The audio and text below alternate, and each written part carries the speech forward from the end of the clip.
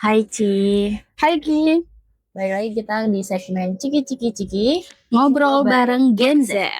Why, oh why, oh why, oh why, oh why, oh why, oh why, oh why. Tahu nggak sih Enggak di berapa minggu terakhir kali ya? ya, Kan kamu orang kreatif nih. aku Iya dong. ya, boleh. Kamu kan orang kreatif. Jadi beberapa minggu terakhir itu ada kasus yang cukup menggemparkan lah Iya sih. di Indonesia kan. Kamu pasti tahu deh di TikTok. Bayangin aja kamu seorang kreatif, tapi ide kamu, konsep, editing itu dianggap nol. Gimana rasanya? Ya itu sebenarnya cukup mengganggu para tim anak-anak, bukan tim sih, anak-anak kreatif sebenarnya. Jadi kayak awal mulanya tuh sebenarnya aku dikasih tahu info nih tentang permasalahan yang ada di kasus ini. Seorang tim yang akan membuat kompro, kita lah pernah sering-sering kita pitching kompro itu, ada yang mau menaruhkan jasanya ke dia, nanya kalau misalkan kamu nih as a tim IO lah ya, kamu nih ada yang datang nanya kalau misalkan harga kamu berapa, itu kan as a negotiation gitu kan, harganya segini nih, tapi kan ada discuss juga, misalkan pasti gak mentok di harga segitu tuh, so aku nggak langsung deal, nggak, pasti ada discuss gitu. Nah mungkin kemarin itu dealnya di senilai kalau nggak 30 juta ya. per desa, tapi di tahun 2020 deh kalau nggak salah. 2020 sampai 2022 Iya, ya. betul. Nah, tapi kan satu desa 30 kan. Kalau nggak salah tuh ada sekitar yang oke tuh 22, 20-an lah, 20 desa. Nah, mungkin di total itu mencapai 200 sekian lah ya itunya. Cuman yang aku dapat info nih ya teman-teman, yang mau aja. Jadi ada yang nggak juga di situ. Kan nggak semua desa bisa dan ada uangnya tentu saja. Tapi sebelum ada tentuan deal itu, setahu aku ada sisi negotiation dulu. Kita nanya, karena aku bilang ada nanya ke kamu, kamu jual jasa ini enggak, berapa nih ditawar dan lain-lain. Mungkin udah deal-dealan kan. Waktu itu kan ada sempat juga dari siapa namanya? Amsal. Ya, si videografernya ya. Amsal ini dia itu bilang kalau misalkan kan udah deal udah di awal, kenapa kasusnya sampai baru diangkat di tahun 2026 ini gitu. Itu sih kontroversinya tuh, ternyata ada yang ngebuka kalau misalkan kayak ide konsep, scripting, editing, dubbing atau yang atau master awesome gitu, itu 0 rupiah Cici. Bayangin aja. Kita udah capek-capek membuat konsep, akhirnya hanya dibayar 0 rupiah aja. Sebenarnya itu sangat mengganggu ya dari aku pribadi tuh. Ya semua hal yang kita kerjain itu kan punya base atau basic yang harus kita pelajari sebelum kita udah bisa ini nih. Termasuk ide juga, nggak mungkin dong ide tuh tiba-tiba asal sek kan belum tentu. Kita harus benar-benar mikir dulu, kita belajar dulu kayak gimana, itu tuh ada prosesnya. Dan prosesnya itu juga bukan yang dikeluarkan bukan hanya kayak tenaga aja, bukan pikiran doang, tapi di situ juga ada uang yang harus kita beli. Kayak misalkan harus kita butuh untuk kapasitas beli laptop, kita juga butuh untuk beli buku or apa gitu, itu kan kita butuh nih. Itu emang nggak perlu the money. Betul. Kalau nggak salah itu terakhir itu juga ada problem drone nggak sih, yang harusnya 12 hari atau 15 hari gitu, tapi dipakein 30 hari. Enggak, dipakainya hanya 12 atau 15 hari ya, tapi di situ ditulisnya 30 hari tuh. Sebenarnya kalau aku ngambil sudut pandang untuk keuangan itu ya, aku juga sebenarnya di ini juga pernah bikin lah ya, kayak kenapa bisa 30 hari, kenapa bisa, harusnya kan dipakai cuma segini gitu. Balik lagi, kita kan hanya di produksi itu kan hanya rencana nih teman-teman. Kita bikin sebuah rencana itu termasuk anggaran, ide konsep, terus apa yang alat dibikinkan dan lain-lain. Tapi saat di lapangan terjadi, nggak memungkinkan itu akan ada hal yang secara tiba-tiba, walaupun kita udah sering ya melakukan hal itu, udah sering melakukan syuting, project apapun sudah, tapi selalu di lapangan itu pasti ada hal yang sesuatu yang tidak terduga walaupun kita udah antisipasi tersebut. Nah mungkin anggaran tersebut itu cuma estimasi untuk kayak bisa aja loh kayak drone, walaupun ya drone itu dipakai cuma beberapa hari aja, tapi kita ini ya udah seminggu aja, karena kadang itu tuh kita kaitin biar lebih baik agak longgar, biar kita yang ini tapi masih sesuai timeline gitu. Oke, jadi memang sebenarnya dari ide kreatif dan semua konten itu kan sebenarnya udah dikemas dengan baik gitu kan, dan itu kan pasti membutuhkan skill sebelumnya. Ketika seseorang mendapatkan skill itu kan pasti tidak cuman semena-mena kosong gitu aja kan. Tidak langsung Pasti sih. dari pelatihan, entah dia dari kampus atau yang lainnya. Nah, Walaupun otodidak aja sendiri ya, itu juga butuh iya, juga materi juga betul ya. kan. Maksudnya Ini pasti akan mengeluarkan banget. entah dana, kreativitas, segala macam kan membutuhkan waktu juga Iya. kan. Dan itu yang harus dibayar sebenarnya kan. Tidak semua skill itu dapat, atau tidak semua skill itu seseorang tuh punya itu. Iya, betul sih. Cuman sih aku sejujurnya masih agak bingung kenapa malah ditarik kasus gitu. Kalau dari sudut pandang kamu nih ya, yang menurut kamu tuh bukan bidang kreatif lah ya, kamu kan contohnya malah condongnya ke psikolog lah ya. Apa nih yang kamu nilai untuk kenapa bisa sampai ditarik kasus? Kalau dari sudut pandang kamu? Kalau dari aku sih sebenarnya dari sisi kenapa akhirnya dia ditarik ke ranah hukum itu kan karena kedapatan auditor tuh kena kan, kena auditor Audit itu. iya kan, kena audit, kenapa kok hasilnya harganya segini gitu kan. Aku nggak tahu apakah dari desa itu juga markup juga atau enggak tuh. Nah, tapi sebenarnya kalau kayak gitu, itu kan balik lagi ke mereka nih. Kita takutnya ada simpang siur atau apa. Tapi kan tetap dari jasa kita tetap menawarkan kita segini nih. Awalnya mungkin nggak 30 juta kali ya. Pasti ada season negotiation aku bilang. Nah, cuman apa yang dianggap oleh pihak auditor atau pihak jaksa ini menyangka kalau orang-orang yang kita itu menyalahgunakan kewenangan itu. Apa? Uang yang mana? Aku yang sih dari kemarin tuh uang yang mana ini sampai pada saat itu keluarlah dengan yang tadi aku sebutin beberapa poin itu 0 rupiah, yang konteksnya itu urgensial banget dong. Apalagi kalau kamu melihat editing atau dubbing atau yang mastering audio itu dibayar 0, itu kamu harus lihat sesulit apa mereka ngedit, selama apa mereka ngedit, berlapis-lapis sebagaimana mereka ngedit. Itu mereka ngedit itu dengan kemampuan mereka berlapis-lapis itu juga mempunyai hard skill yang harus mikir, oh gabungin itu bagaimana gitu. Nah, makanya kenapa jadi malah 200 juta ini kok kayak menyalahgunakan hal itu dari sudut pandang seorang luar dari kreatif, itu kamu menilainya seperti apa? Mungkin ini ya kali ya, karena editing, kreatif segala macam itu ini tidak terlihat. Oke. Kayak misal kalau barang itu kan kelihatan kayak drone atau mungkin kamera atau mungkin mic atau segala macam kelihatan, betul terbentuk gitu, terlihat gitu. Sedangkan kalau kreativitas kemudian dan semacamnya itu kan tidak terlihat gitu loh. Dan itu akhirnya menjadi pro kontra. Kenapa harus ada harganya? Mungkin itu. Dan salahnya di pengadilan itu mereka tidak ada orang ketiga yang videografer profesional yang paham dengan harga. Si orangnya kah atau enggak dari sananya? Jadi itu kan cuman dari pihak videografer kemudian sama auditor doang kan, sama timnya doang kan. Tidak ada orang ketiga yang menjadi penengah terkait yang paham tentang videografer. Penengahnya aja.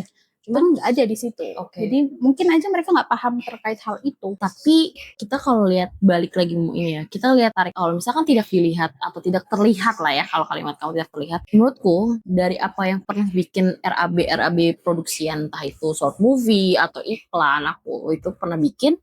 Sebenarnya yang paling besar di anggaran itu walaupun selain kamera, penyewa dan lain-lain, sebenarnya di satu sisi itu nggak terlihat itu tuh hal yang menurut aku agak ringkih, yang kayak balik lagi mereka itu saat menjadi seorang profesional, entah itu kamu as a psikolog, entah itu jaksa, pengacara, itu juga sebenarnya prosesnya tidak terlihat. Tapi kamu juga pasti seseorang psikolog membutuhkan banyak biaya pengeluaran yang sangat amat luar biasa itu kan, sampai kamu menjadi wow gitu kan sekarang ini. Nah, itu yang maksudnya kenapa jadinya dari sudut pandang kreatif ini kasusnya Amsal ini itu sangat menyinggung para anak kreatif. Apalagi kayak berarti hasil yang kita buat, hasil yang selama ini beberapa banyak orang yang buat nih, yang kita tonton di YouTube, di TikTok, di film-film, itu tidak dihargai di situ. Makanya merandang banget nih anak kreatif ini gitu. Gini nih, aku mau ngasih pandang yang aku bener-bener agak sedikit memuakan adalah kamu as psikolog ya, as psikolog nih ya, kan kamu menganalisa sesuatu ya dong, kan juga tahu nih menganalisa sesuatu itu emang nggak kelihatan kerja kamu. Tapi kan mahal. Kamu berapa sih? Hampir berjuta-juta juga kan? Masya Allah. Iya kan? Lumayan lah ya. Cuman sekarang hasil yang kamu bikin analisa panjang itu yang berkutik-kutik itu dia nggak gimana rasanya, makanya kenapa meradang kayak gitu. Emang kamu setuju? Bukan setuju sih, tapi kayak ya udahlah, gimana lagi hukum di Indonesia? Enggak juga dong.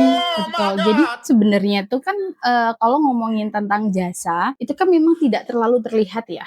Apalagi aku juga penjual jasa.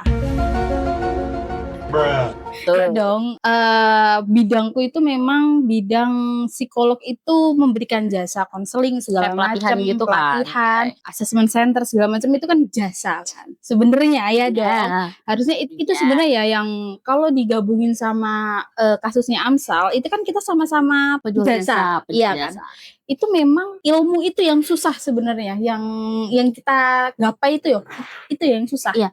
Cuman tapi uniknya gini, karena kamu adalah penjual jasa dan kayak pelatihan lah anggap, itu kan butuh proses dong. Kayak orang-orang membeli jasa kamu untuk pelatihan itu kan ada aspek-aspek tertentu yang kamu akan jual yang akan nanti diterapkan ke kita. Dan itu yang dijual halnya kan. Dan itu ada harganya dong. Nah, aku balik lagi nih pertanyaanku. Apakah auditorium atau jaksa ini, maksudnya kayak dia udah di tahap sekarang nih, udah tahap sekarang itu kan pasti ada proses yang dia itu bukan dikenal ya, tapi lebih ke arah dites dulu dong belum dimasuk ini. Cuman hal yang sepele ini maksudnya, sepele banget ya. Ini malah terus-terusan waktu kasus dulu juga ada sebelum si Amsal ini Bu.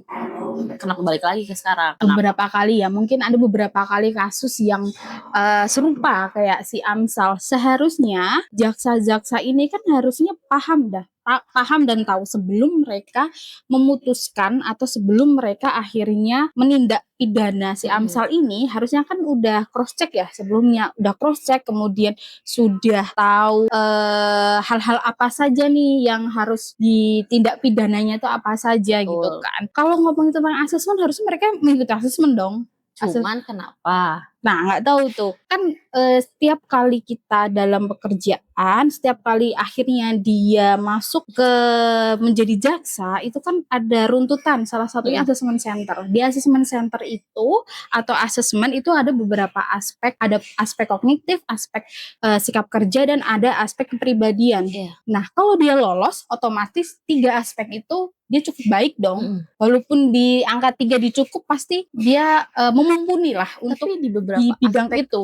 Sorry aku potong. Bagian-bagian tertentu nih dikasih tahu informasi bagaimana cara menanggulanginya, atau misalkan kayak kasih tahu Maksudnya gini, si jaksanya, jaksa or audit auditor. itu.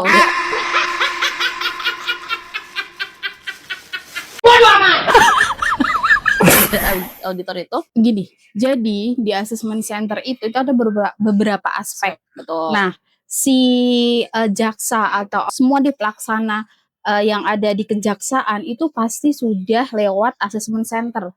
Yang mana di assessment center itu kita sudah menetapkan bahwasanya dia sikap kerjanya bagus, integritasnya bagus. Kan ada salah satu tuh. Ya. Kalau di PAN RB salah satu aspek kompetensi itu adalah integritas.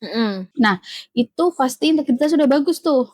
Seharusnya sampai akhirnya dia jadi jaksa, otomatis tingkat kejujuran dia juga dipertanggungjawabkan di sana karena hasil asesmen dia pasti bagus.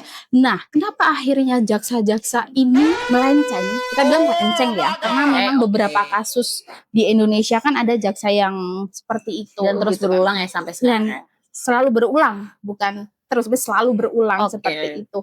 Nah, itu kan ada beberapa faktor, entah itu faktor lingkungan, faktor kebutuhan, atau faktor lainnya. Dan kita nggak tahu. Ketika kita assessment center, itu kan otomatis apa yang kita berikan yang terbaik agar kita keterima di sana. Ya dong. Ketika wawancara kepada asesor, pasti mereka memberikan yang terbaik. Tapi kita nggak tahu tuh setelah dia bekerja kan ada beberapa dorongan lingkungan ya. Iya, faktor-faktor yang mungkin akan mempengaruhi gelap mata atau salah. Nggak tahu tuh. Nah, mungkin saja di kasusnya Amsal ini, kalau kamu cukup mengikuti kasusnya Amsal di satu sidang itu bilang kalau seandainya saya dikasih 1 brownies, saya dikasih 1 brownies oleh orang tersebut, Si Amsal bilang gitu tuh, saya dikasih 1 brownies oleh orang tersebut dan dia bilang, udahlah bang, ikutin aja alurnya. Kan udah ditembak dulu, tapi Amsal nggak mau kan, udah ditembak dulu. Nah si jaksanya akhirnya ngomong kalau seandainya enggak, itu bukan aku, itu stafku, dia bilang gitu. Terus udah ini, jadi jaksanya itu udah ini dulu dong, Tangan. cuci tangan, udah ini dulu kan, bersih dong, udah nembak dulu gitu kan, itu kan udah menjadi sebuah pelanggaran sebenarnya. Iya dong, udah menjadi pelanggaran. Jadi kalau dibilang apakah mereka sudah mengikuti asesmen, pasti sudah mengikuti. Cuman setelah itu ada beberapa faktor yang mempengaruhi hasil asesmennya itu tadi. Oke. Gitu. Harusnya berarti kalau misalnya kayak gitu, kasus ini kan udah kebawa ke DPR kan. Kamu tau nggak yang konteksnya si jaksa itu berkata kalau misalkan DPR itu ikut campur tangan? Tahu nggak? Jadi kayak seakan-akan bukan kebanyakan sih. Pada akhirnya si DPR itu ngapain ikut campur tangan urusan ini? Cuman balik lagi, sekarang integritas mereka itu bisa nggak dijadiin jaksa atau bisa nggak dijadiin kita jadi di hukum Indonesia ini? Kok jadinya tetap launching ke bawah sih? Di bagian merekanya cuci tangan, lepas tangan, ngelempar, kan nggak gitu harusnya. Jadi memang sebenarnya kalau dari pengalamannya aku dengan perjasa-jasaan ini, memang di perusahaan itu integritas itu cukup minim. Jadi memang mereka tuh pasti butuh pelatihan tentang integritas. Integritasnya pelatihan loh. Dilatih. Aspek-aspek penting sih itu pasti masuk. Sampai ada momen di mana dia bilang, ada nggak alat ukur yang untuk mendeteksi integritas? Kejujuran. Iya. Dia ada omongan apa itu? Sampai ke situ gitu kan. Cuman kalau dibilang ada, pasti ada, tetapi tidak banyak gitu loh. Atau enggak perintilan-perintilan. Ada salah satu alat tes psikologi yang memang bisa untuk mendeteksi integritas. Cuman itu tidak menyeluruh. Jadi ada beberapa aspek. Jadi di dalam hasil psikologinya itu tidak hanya integritas saja yang muncul, tapi ada beberapa aspek lainnya gitu. Jadi menurut pandang kamu as a psikolog, menurut kamu nih, anggap aja nih ditonton sama mereka lah yang mungkin gabut ya sampai beberapa kali kasus ini selalu ada gitu. Bagaimana nih cara penanggulangan terhadap hukum mereka gitu. Jadi kalau dari sisi psikologi sendiri, hal tersebut yang dilakukan oleh penyidik atau dilakukan oleh auditor atau dilakukan oleh jaksa itu kan kenapa akhirnya mereka menyeleweng dengan kebijakan tersebut, mungkin ada kebutuhan-kebutuhan yang kita tidak tahu nih. Entah itu kebutuhan secara pribadi, nafsu nggak tahu deh itu apa. Intinya pasti ada sebuah kebutuhan yang need yang tidak terpenuhi. Akhirnya dia melakukan hal tersebut seperti itu. Nah, caranya bagaimana? Ada beberapa hal yang bisa dilakukan oleh tidak hanya kejaksaan, tapi beberapa kementerian atau perusahaan. Integritas ini cukup tentang kejujuran, integritas itu cukup concern ya sekarang. Selain kesehatan mental, ini tuh cukup concern. Beberapa BUMN itu juga cukup concern dengan hal tersebut gitu kan. Ada beberapa hal yang bisa dilakukan. Mungkin yang pertama adalah kita melakukan asesmen terlebih dahulu. Asesmen lagi mungkin ya. Berapa kali setahun atau berapa kali dalam beberapa tahun? Kalau asesmen center secara general sebenarnya 2 tahun sekali sih. Untuk pelaksanaannya ya, difokuskan mungkin asesmen kan bisa ya, tergantung dia pinginnya mau ngambil aspek apa gitu kan. Mungkin aspek integritas lebih ditingkatkan lagi. Nah itu bisa tuh dilakukan asesmen center siapa aja yang memang melanggar atau siapa aja yang integritasnya rendah, itu bisa. Dan bisa dilakukan oleh pelatihan, beberapa pelatihan lah untuk meningkatkan integritas tersebut. Apa saja yang tidak boleh, apa saja yang boleh, ya semacamnya lah. Ada beberapa pelatihan yang mungkin bisa dilakukan oleh mereka untuk meningkatkan si integritas ini, seperti itu. Sebenarnya kembali ke orang masing-masing sih. Bisa dilakukan dengan hal tersebut, tetapi kan kembali ke individu masing-masing bisa melaksanakan atau tidak. Tetapi kalau seandainya setelah dilakukan beberapa asesmen dan dilakukan oleh beberapa pelatihan, tetapi individunya tersebut tetap melanggar, harusnya dipecat ya? Wah, nggak tahu tuh, harusnya hukumnya yang harus diperketat.